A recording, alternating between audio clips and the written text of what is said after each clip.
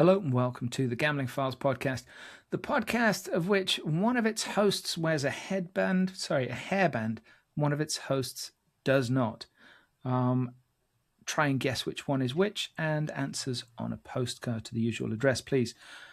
My name's John Bruford. I'm one of your hosts, joined by Fintan Costello, your other host. Fintan, hello. Hello, John. It's nice to be back, isn't it? Always. Not that either of us went anywhere, but it's always nice to see you.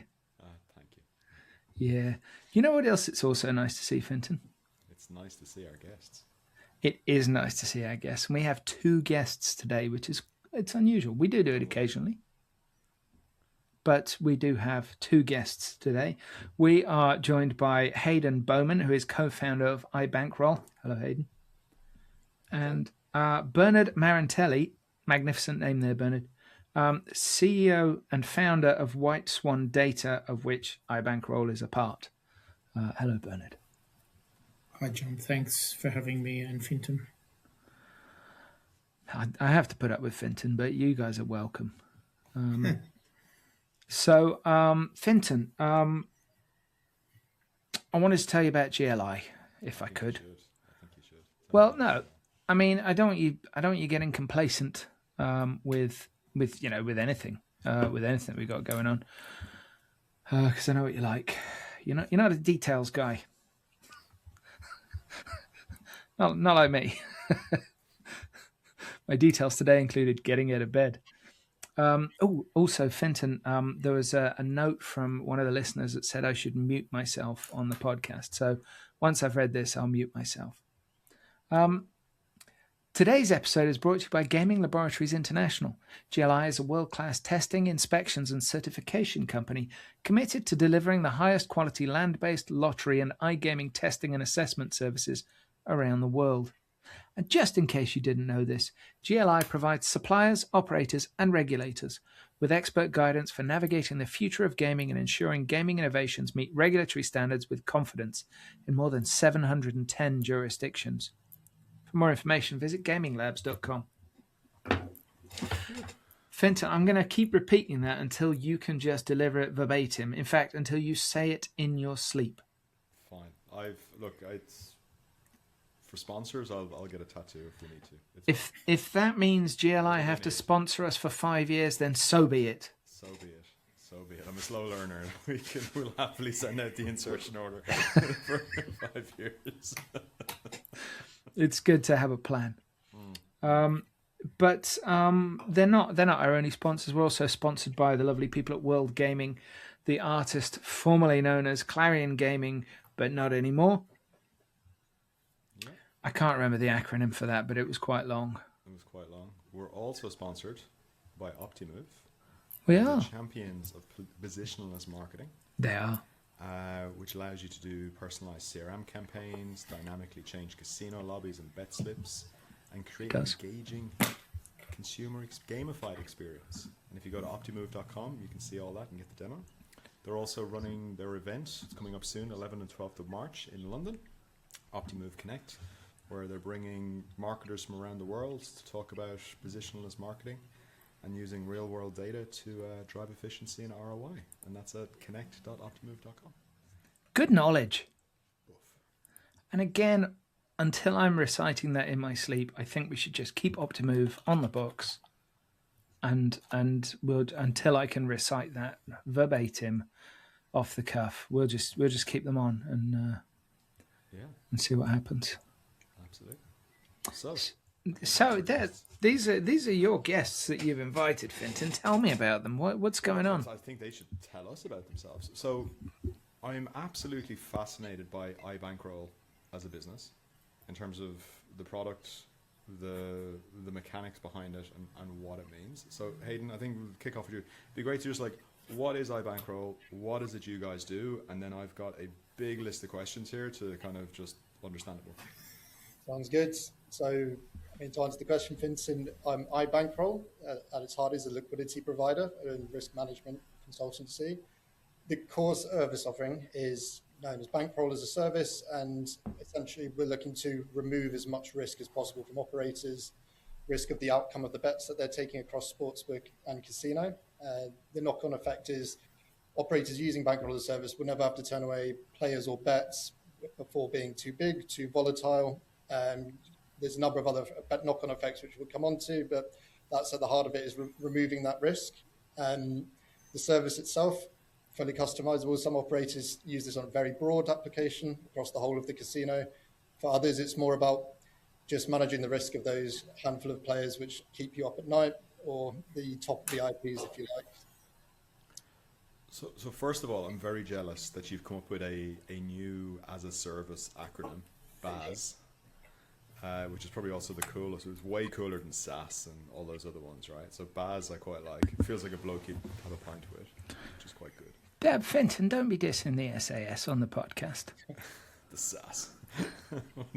Scandinavian Airlines. No, dude, I'm from Ludlow, which is by Hereford. That's the home of the Special Air Service. Right. Okay. So what I'm obviously, myself and John aren't the maths guys on this call. So what I'm trying to understand is is this like reinsurance, or what's like in terms of providing, like is it a reinsurance model? Is it like, what does the liquidity model mean, and how does the mechanics of this work? Sure thing. Like, and if you use an example, like let's imagine me and John have just launched Gambling Files Podcast Casino.io, just to be cool. Like what would it mean for us, and how would it work? Right, so what it would mean for gamblingfiles.io, new casino startup, it would depend where you're at in the journey, in terms of, are you currently raising for Bankroll? Do you have internal funds? Because that's one of the benefits right away that you can have by using the service. Is actually, when we were coming up with the service initially, we were previously been looking at making a series or a couple of investments into casinos. And when they were raising, we found often 40, 50% of that funding allocation was for Bankroll. So then when we started floating the idea for Bankroll as a service, and I'll come on to the mechanics of that in a sec, but that was an immediate 40% of that equity the operator is able to retain, and also the repurpose, if they like, potentially into marketing spend, operational. In terms of the actual mechanics behind the service, we've got a core service offering on casino, then we've got some more bespoke stuff, but in terms of the core offering, Bankroll as a service works, sees the operator earn on the theoretical value of wagers which come through the site, whilst we take the real outcome on our side. As the operator, you'd earn on volume, and the risk of the real bet outcome would sit with us. And the trade-off for this is that instead of earning the entire expected outcome of the wager, there'd be a margin in there for iBankroll based on the volatility of the bets. You're essentially swapping out 100% of the bets which carry risk for a fixed share of the expected value of bets which take place on the site. And going back to the gamblingfiles.io example, it would mean you're able to save this equity from day one, and you can also launch that casino with these tier 1 limits. VIP players, incredibly big drivers for casinos, which we can come on to more as we go. And from day one, you'd be able to instantly be competitive with the top end of the industry. Okay, so there's the theoretical value of the game or the casino lobby, or like the games being covered, minus your fee. So I get and the fee will be based on the volatility of the game model. Yes, so it depends on the size of the wager. If we're covering the full casino suite, we have a model where for smaller wagers where we're taking on less risk, the operator would earn a higher share of the expected value. A middle tier of wagering slightly increased, but the core offering would be we'd see some of the margin from the expected value. Understood. And then so all right, so sounds great. Day one we've launched.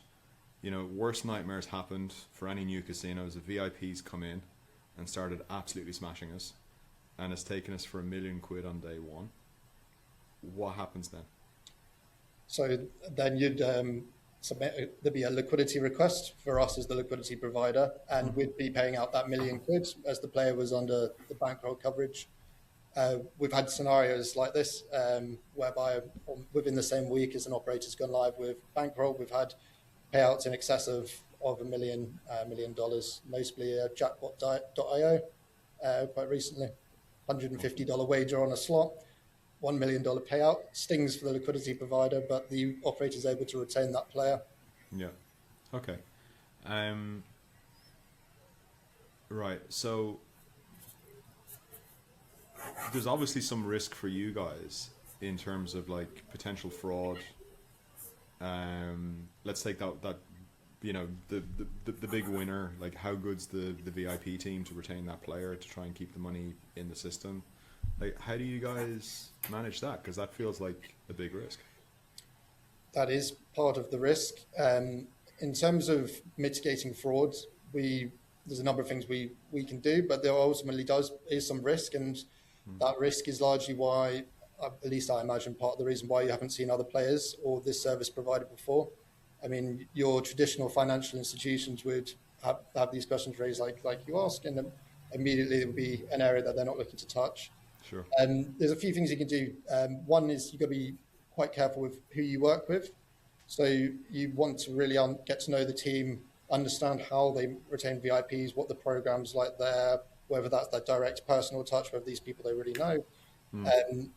And also you need to have very accurate data sources. So we partner direct with the operators, but we also partner with the aggregators, the game suppliers, so that all the data we're getting, all of the feeds that we see, we're able to accurately know the position at any given time. But you're right, it's a risky business, and it's one with the background of kind of Whiteswan data, which enables us to be more confident with the risk than your traditional financial institutions.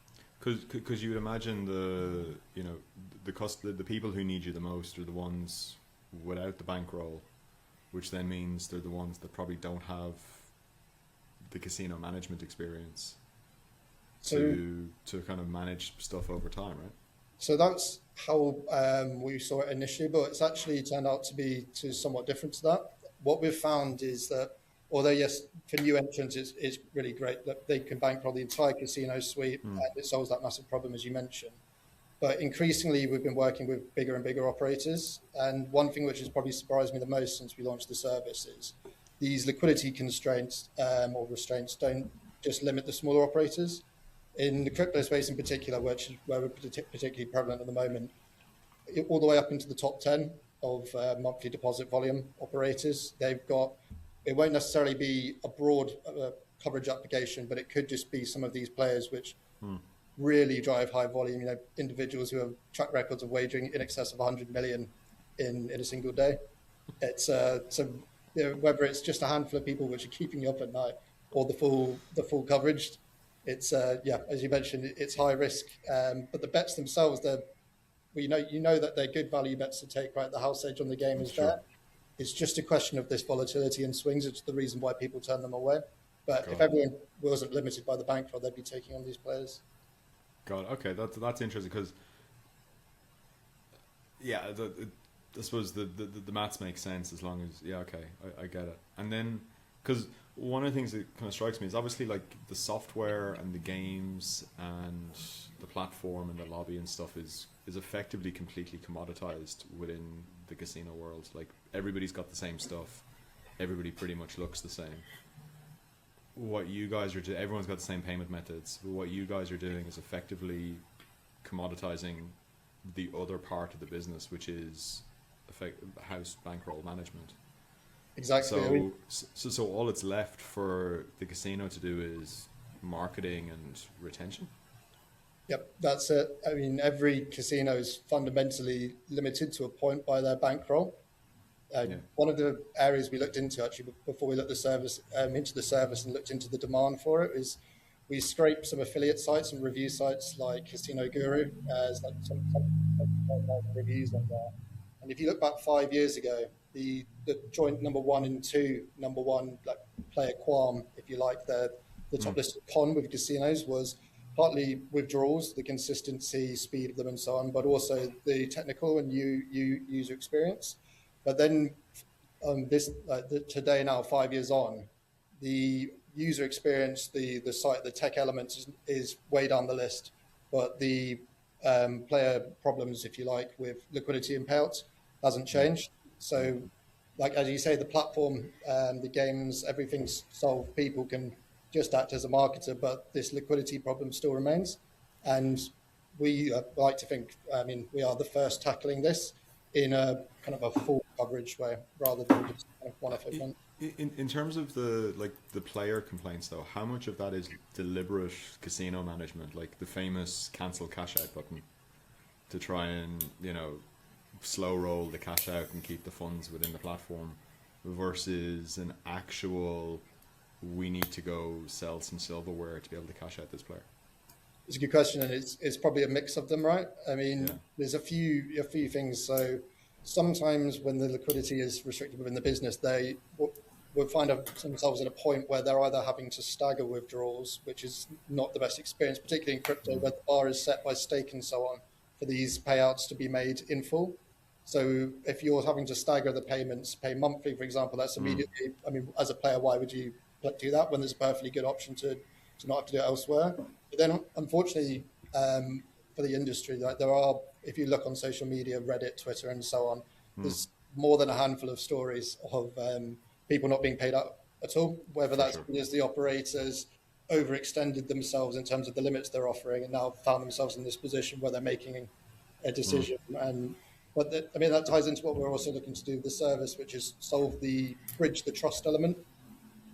Some of the operators that use iBankroll, they'll display actively on site and be very public that they're using this liquidity provision. Is when you look at operators like Stake, for example, Eddie, the founder owner of Stake, he's a public figure, he's doxed, they've got a track record of making these payments, but a newer entrant, say the gamblingfiles.io or equivalent operator, right?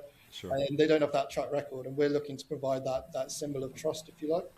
So, because it was actually one of my thoughts of like, you could really see this become like an Intel Inside type logo that starts appearing on casinos, where you realize like, oh, these guys are legit, they're backed by iBankroll, or you know, there's this access. So I suppose the next question, the second order question for that then is like, how are you guys funded? Like, is there a pool of investors? Is it just Bernard's lottery winnings? Is it limited partners? Like, how are you guys set up?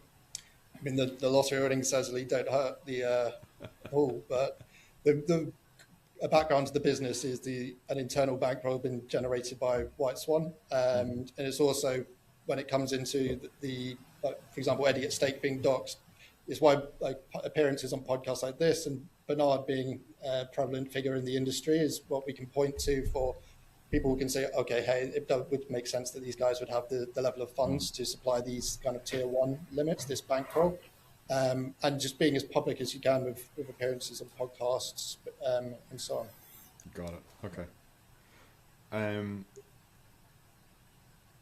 All right. So what's next for you guys? Because obviously this has this kind of feel of like this is just starting to. It feels like you guys are only getting warmed up with this. Like, where do you see this going over the next few years? Definitely. So where we've started out is we've really carved a bit of a notoriety, if you like, within crypto as an initial destination. It just made sense, right? Because that's where you've got these uncapped limits to a large extent. You've got this concentration of VIP players, like the players I referenced earlier. And that's where we've had our initial uptake, and we're experiencing good success there. I believe we've done over half $500 million in monthly volume under the coverage in January. When that's kind of increasing almost at an exponential rate at this point. But in terms of where we're going next with it, there's a few logical areas to go to. We're looking into sweepstakes. We've got a few clients onboarding in sweeps in the moment, but also looking at liquidity provision of risk management more broadly. So we're looking into things such as lottery, jackpot provision. In terms of the risk management side of things, the service is very prevalent on sports as well, which is only increasing. On top of providing the liquidity, we're gathering all of this data from operators. How can we add the most value with that? Whether that's CRM equivalent insights into player churn and so on. It's really leveraging the data background from Whiteswan, the quants and devs in house. But yeah, essentially, as you mentioned, when you're opening doors to who can fundamentally own and run a casino, there's a lot of extensions naturally from that. So, because you touched on sports, and obviously, Whiteswan and stuff, I think, but like we'll get into that in a second. But I think sports is more the background of the business. Is liquidity provision for sports books part of the offering, or is it mostly casino just because the maths is easier? We have a sportsbook offering too. Okay. We've got hedging services, over-the-counter trading as well. We have operators where people can lay off their risk on sports. We're looking into more institutional sportsbook coverage, where say if a book or a provider is really one-sided on a particular event, then being able to balance that out. So the sportsbook's ever increasing as well. We're actively speaking with the providers there to say like, how can we work with you, the odds providers, to create kind of a joint service as well. Whilst we're very obviously the B2C operators are the end users, we very much partner with the B2Bs, whether that be aggregators, platform providers, sportsbooks. Sure. Okay, that makes sense. Yeah, because you'd imagine that there's the same scenario on the sportsbook side of things of somebody wants to come in and put a load of money on whatever football game or this horse race and stuff. Okay, that makes sense. That's really interesting. Where to go next?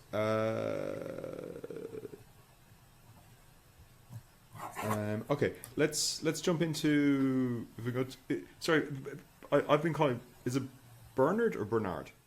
That doesn't really matter. Bernard is fine. Bernard. Okay, we'll go with Bernard. Whiteswan is your main business. Whiteswan. It's one of these, what I love, opaque. It does clever stuff. Nobody's really sure what's going on, but it's clearly some of the smartest guys in the room. What is it you guys do there, and what's the business? Well, I guess Whiteswan Data really is a data company that services an in-house professional gambling syndicate. So it's the part of the business that finds products or betting opportunities, anything from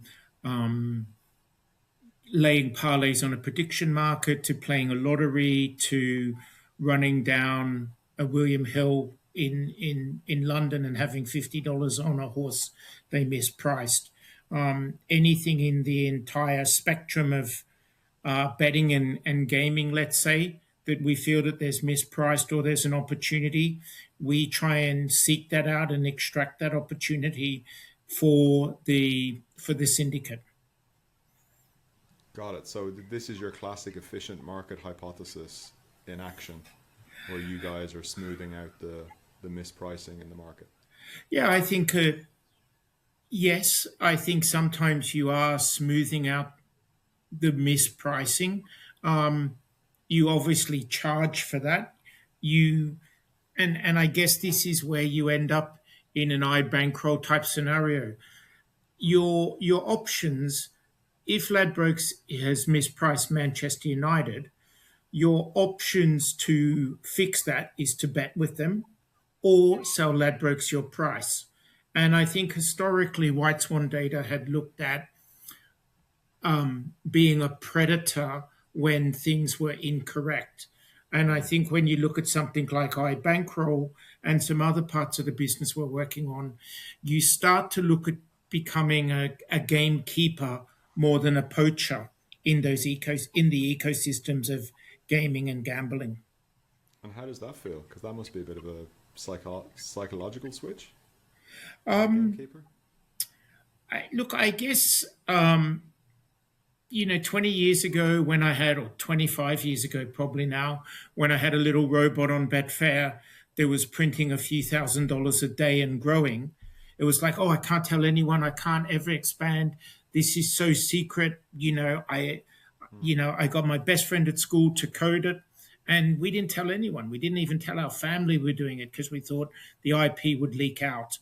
I think you realize you can't grow without taking risks of exposing your intellectual property to people, recruiting people that then expand that intellectual property or bring their own. Does someone steal? There's IP leak, sure, but you overall grow. So then I think you kind of look at the ecosystem and say, well, hang on, do I want to predate 100% of the ecosystem, or is it a better process to predate 60% of the ecosystem and work and supply prices to another 40% or similar, or services. So I think you diversify, you learn more, you can add value to many parts of the gambling and gaming chain when you understand it in detail, when you've got a lot of knowledge and a lot of data. So I think we're more in a stage now of saying, well, where else can we add value in the spider web of casinos and sports books? And we're looking at all of those components now. Got it. Okay. It's not as fun to provide services, for sure. It's somehow you somehow feel better winning $10,000 off Ladbrokes than selling a pricing service for $10,000. But so I don't think your moral compass ever fully changes, but I think you've got to utilize both sides. I understand. It's the chill, the thrill of the chase. But it is more profitable to be selling the picks and shovels. It's more stable. It's more predictable, I suppose. Yeah, and I think I guess the point I'd go back to is that doesn't have to be binary. It's a massive $1 trillion market. You can have clients on both sides of the coin, so to speak. Yeah, that makes sense. And you mentioned prediction markets, which obviously feels like it's sucking up a lot of the oxygen in terms of people's attention and focus, and there's a lot going on there. Famously, particularly in America, you've got some of the big hedge funds who are kind of moving in as market makers and stuff, where traditionally they'd be more about like options trading or high frequency trading for stocks. What, like, from your perspective and from your business, like from your saying as professionals, are these guys any good at what they're doing? Is it fine? Or is it like, are they just the other side of your trade and you don't really care? Or because I think your perspective is interesting, because you've got the professional market, because a lot of the narrative is around we've got all these professionals on one side, you've got fish on the other side, and at some point it's going to be like poker or early days Betfair, where the fish have just run out of money and all of a sudden this isn't as good as it used to be. What's your perspective on that from where you guys are sitting?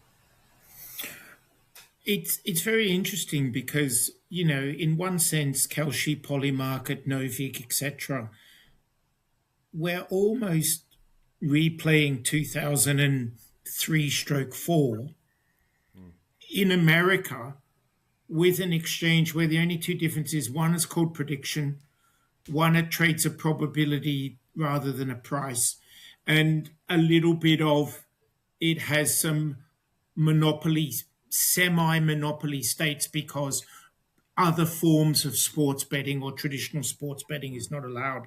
But none of those things seem to be an absolute binary killer blow to make them work, where, with due respect to Flutter and Betfair as a whole, Betfair failed as an exchange, really. And I view the failure probably a little bit differently than the fish running out of money. I think what happened more was that Betfair started to siphon the fish to the sportsbook rather than to the exchange. And I think if you've got an efficient ecosystem where the extraction of the fish in a prediction market equally, or not equally, but proportionally or fairly fund Novig and Kalshi and Polymarket and the market makers, and they can do that in a way that is more entertaining or more efficient or more value for money than the same players going to DraftKings, then the prediction markets should win. That economic distribution of loss was never a happy medium between Betfair and its market makers, or Betfair and its winners. They went from maybe the winners getting too much, Betfair getting premium charge, winners saying I'm annoyed, Betfair taking fish and putting them to the sports book. So, and I think what you really had there is you had an exchange that maybe felt it had the power but didn't use it when it was trying to grow, and then maybe used it too much. So, and you had the market makers or the winners or the liquidity providers, because they're not always market making buy sell. Sometimes they're position takers. And I think when you look in America, you're going to want to get that right. And I think you've seen some deals are public or semi-public where big liquidity providers have taken equity positions in the exchanges or in the prediction markets. And I think one of the better models that will exist is where liquidity providers will be giving equity in the exchange based on how much liquidity they provide. So part of their commission will convert to equity. And I think you'll see those sorts of things to try and stabilize the relationship between the liquidity provider and the exchange, so they remain best friends rather than at odds.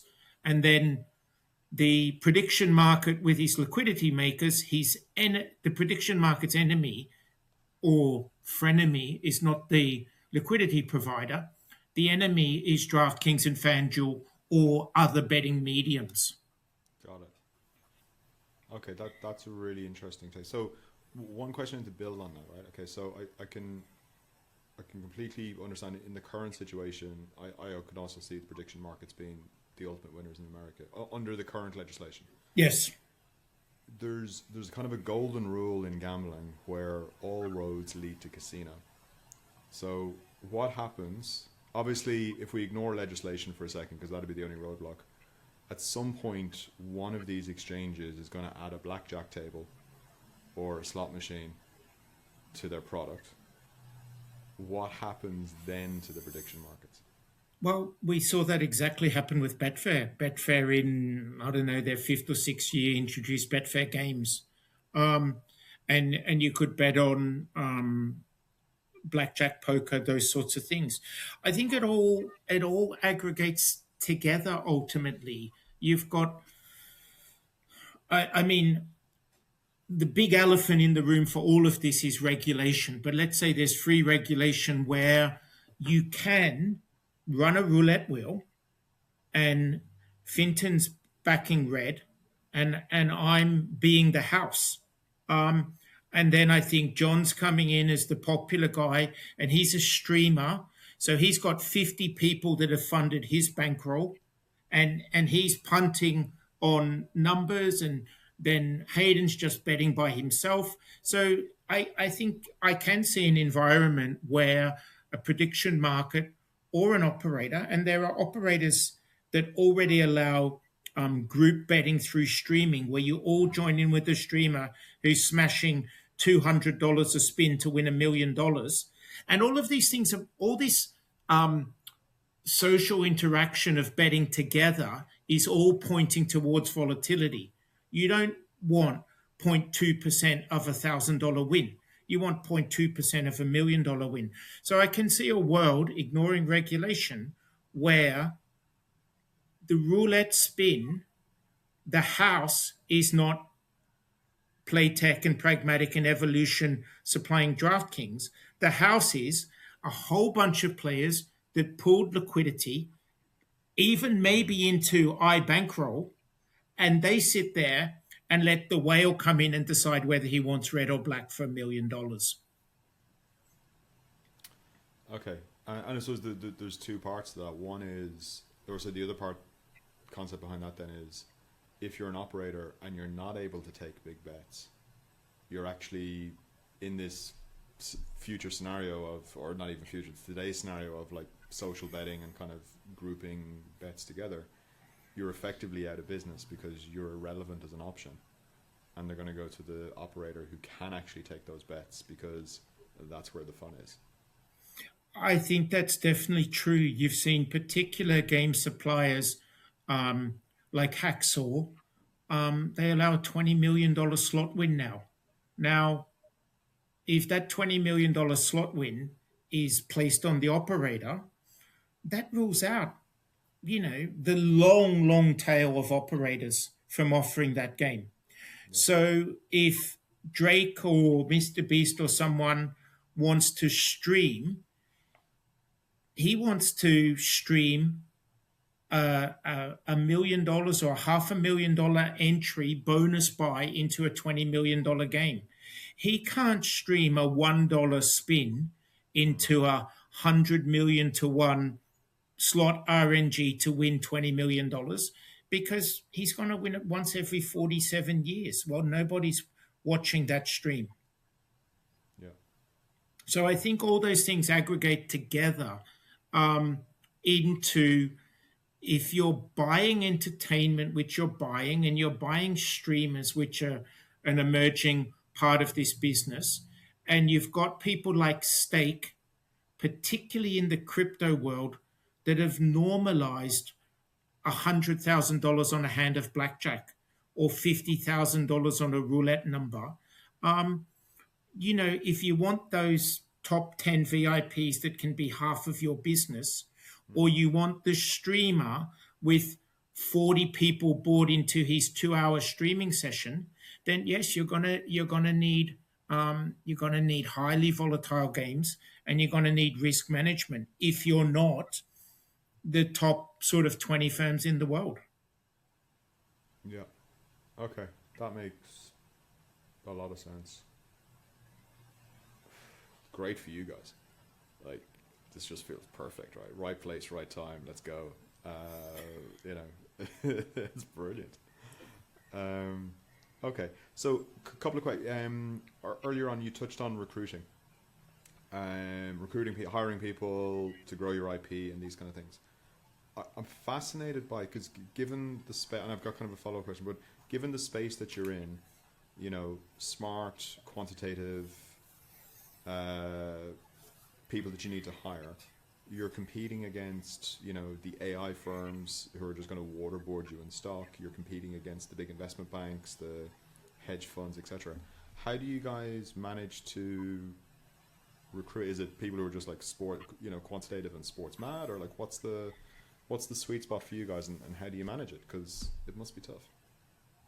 Yeah, look, I think it's not easy, and I think we have quite a high churn rate as well.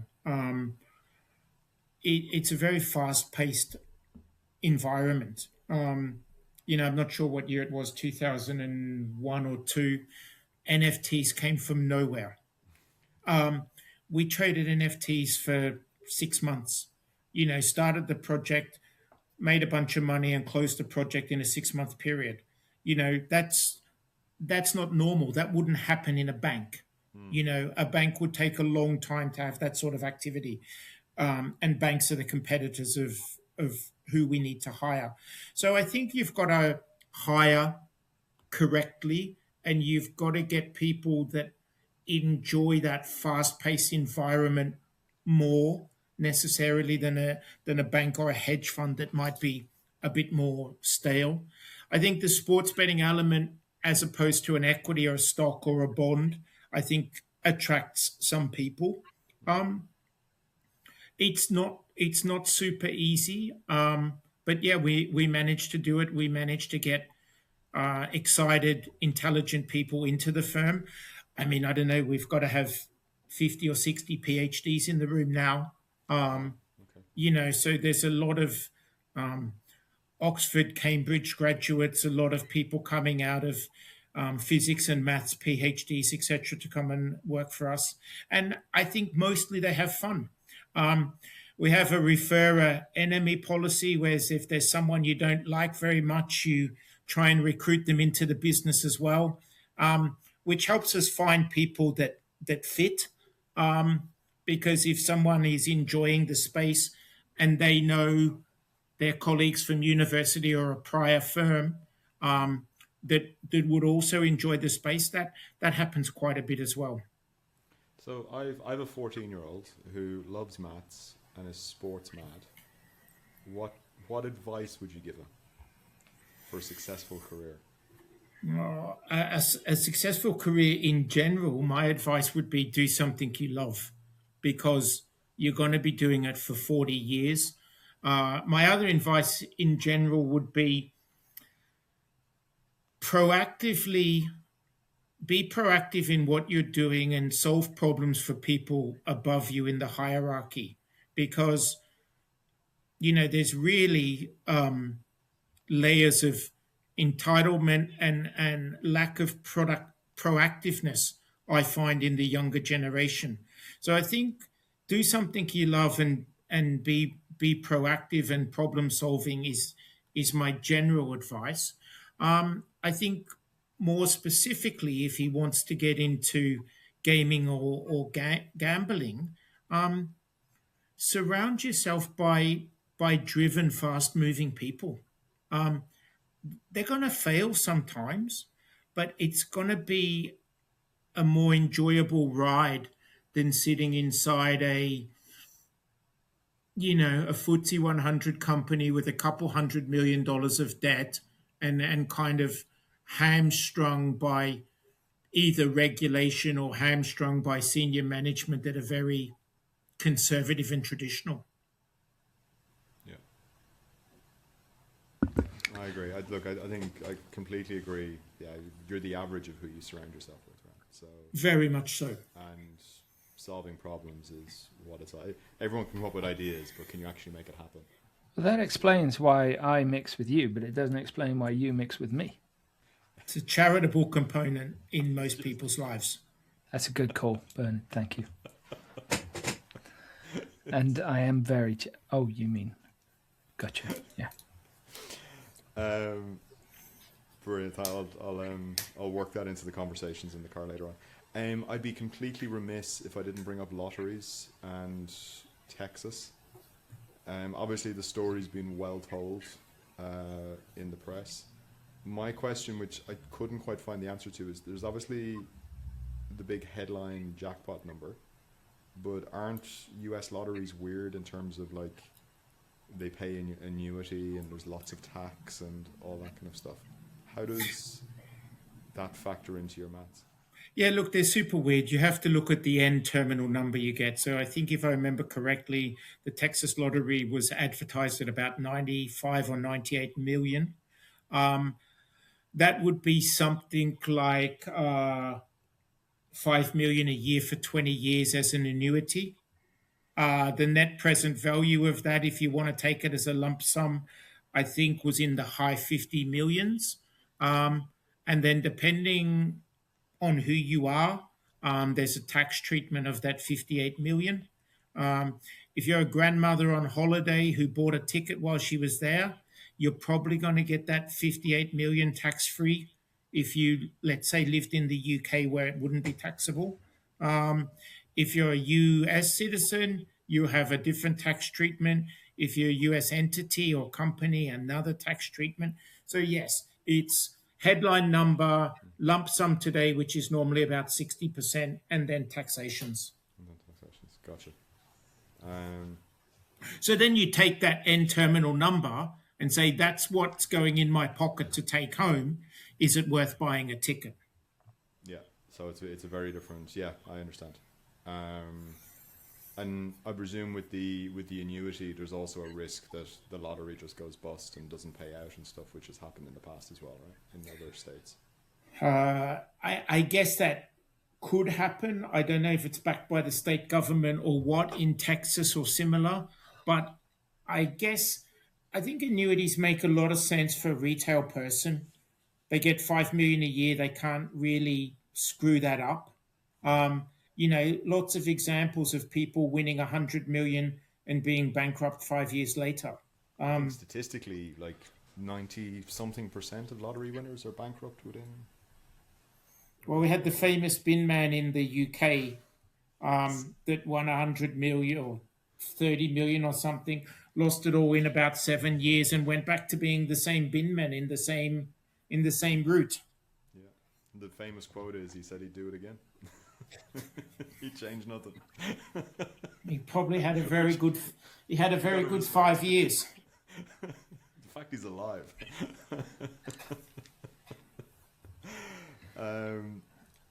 Brilliant. That is all my questions. And I don't have any because, I'm not a details guy.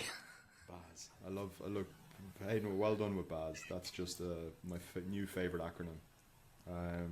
We need a John. We need an AAS acronym in our business.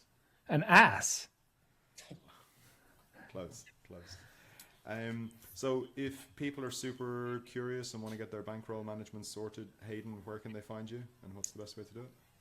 Can reach out to me on LinkedIn, probably be the best way. Hayden Bowman on LinkedIn, or check out the iBankroll page website. You can get in contact with me directly via the website. My calendar link is on there. Brilliant. I do actually have one tiny little question, Hayden. For viewers who are listening in black and white, you have a signed England shirt behind you. What sport is it, and who is it signed by? Football and Michael Owen. It's in the office. Wow. So, right, when Michael Owen burst onto the scene as a 17-year-old or whatever, and he was just ridiculous. He was just absolutely electric. I was working on the official Liverpool Football Club magazine, right? It's quite a long time ago, obviously. I mean, he's long since retired. And word got back to us that he fucking hated it every time we referred to him as young Michael Owen. And so we went to town on mentions of young Michael Owen. We went absolutely batshit with it. Every single mention of him would involve some reference to how young he was. And I managed to keep that going for a couple of years. Until I stopped working on it. Well, he was quite baby-faced as well at that time as well, so he probably looked a little younger than he is. Yeah, he looked like he shaved with a face cloth for most of his life. He's a super lovely guy. He's a shareholder in one of my businesses. I've heard really good things about him. I know his public persona, and people can be really odd about him because I think he's got quite a dry sense of humour. Yes. But a friend of mine used to do the sticker collections for Merlin and would have to get them signed. And he always maintained that Michael was probably his favourite player to deal with.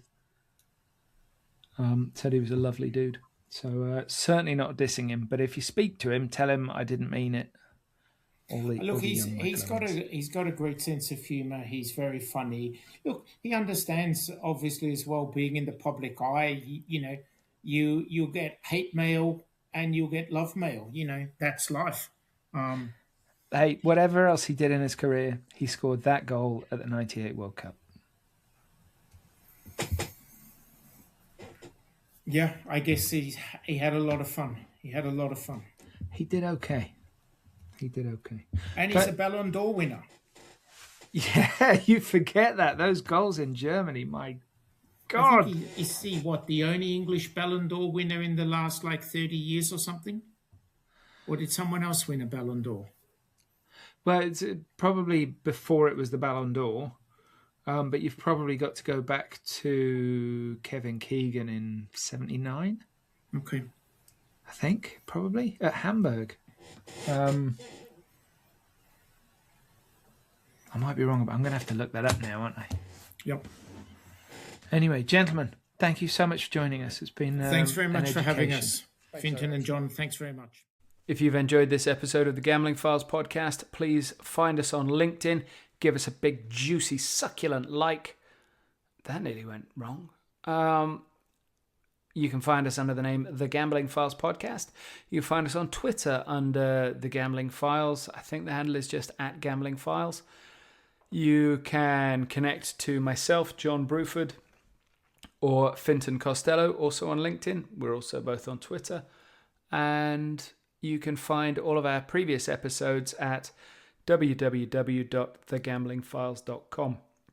If you enjoyed it, please share, tell your friends, tell your family, tell your colleagues, and we'll see you next time.